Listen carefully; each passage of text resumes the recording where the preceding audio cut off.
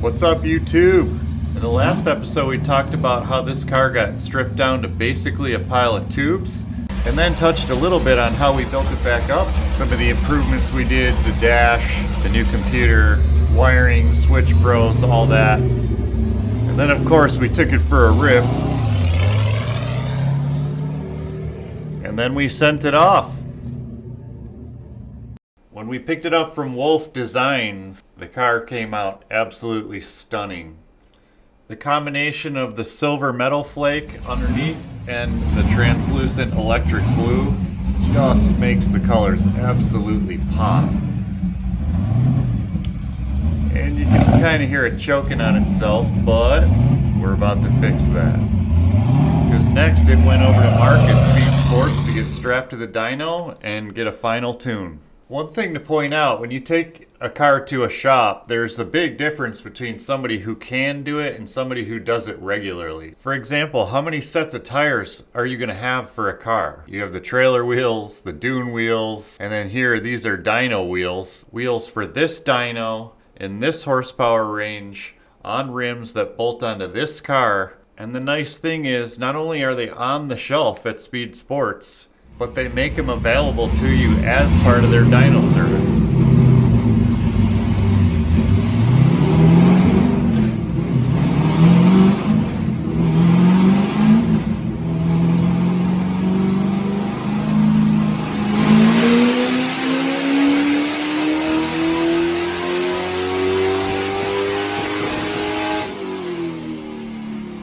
If you want things to work correctly and as best they possibly can, absolutely essential that you have the best partners you possibly can.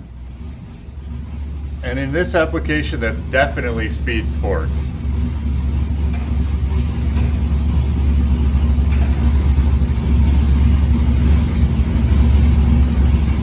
I just love the way this car sounds. Then we brought the car back, and here's Chris from Quality Glass Service putting in the windshield. And not just any windshield. You can't just go down to Safelite and pick one of these up. This is custom cut for this car. So here we are trying not to breathe on it too much, because if we break this, we get to try another few times to get it right. That's why having the correct tools to do this kind of stuff is key to getting a project at this scale done. We all wish we could say that this is the last thing to do to bang the interior in, but we'll just say the last thing in this wave. Seats, floors, fit the pedals, do the steering wheel, make sure everything's working and connected, radios. And then this is my motif. I take care of everybody else, and then it's a mad scramble and trash the shop while I get my stuff ready. But nevertheless, we are loaded and out on the road. Gotta love this excursion. It is so smooth with this tiny little trailer. We are ripping. Glamis, here we come. You might recognize both of these bikes from a previous video. Sold the one, the 2019 I still own. Speaking of patterns, it just always seems to work out that we end up leaving late in the day, which means we roll in the middle of the night and then get to wake up at this beautiful sunrise. And if you've never been to Glamis, do yourself a favor. Just spend 20-30 minutes on YouTube Googling it. You'll understand the mayhem and chaos of it all, and that's part of it. And you can just see there's hundreds of thousands of people that show up. And here's us right at the edge of one of these circles. And these form because everybody just sort of pulls in together and creates this nice boundary, keeps people out, especially if you have kids. You also have to be really careful about where you drive when you're pulling in, especially in the middle of the night. It's hard to see, but you could tell that there's areas of deep sand and then hard packed areas where everybody tends to park. And if you get too far away from it, you could sink. Like this guy. He was coming in the middle of the night, and you could see that depending on the angle it doesn't look too steep, but right at the top of this hill, probably a 10-foot difference, 3 meters, it gets really soft. So he was coming up the hill and the truck just sank right at the top of the hill. You know, it's not that big of a deal. Someone came and pulled him out, but it took him a good part of the day to do it. Messing around with it, that's just wasted time. And ultimately, you're out here to have fun like we are here. This is me hoping that I don't rip my stitches out of my finger. And here's my son learning that riding in the sand is much, much harder than riding on the dirt. But it's all good. It's all fun and games.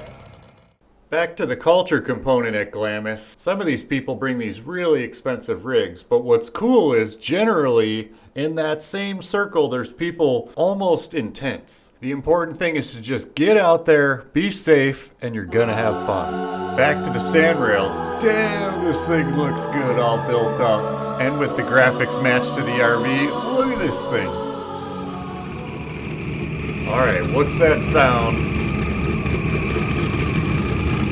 Gotta sit there and listen to them idle, get them staged, get them ready, because here we go.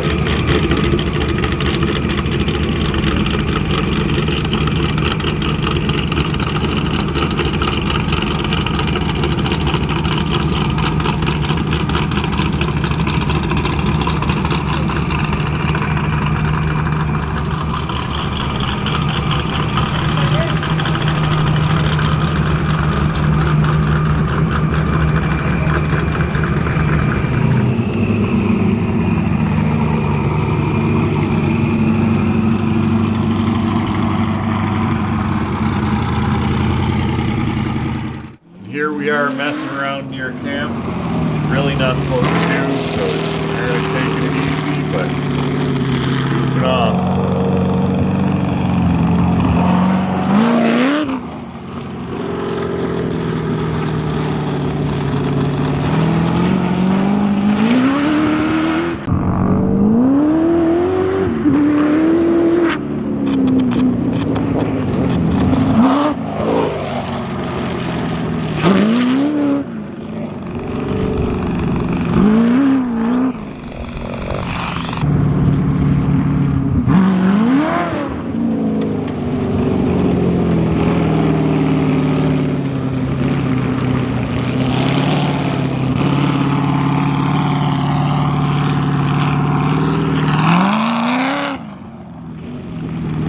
Mind the footage on this next clip, but it really just goes to show you how violent it is inside the car while you're banging gears.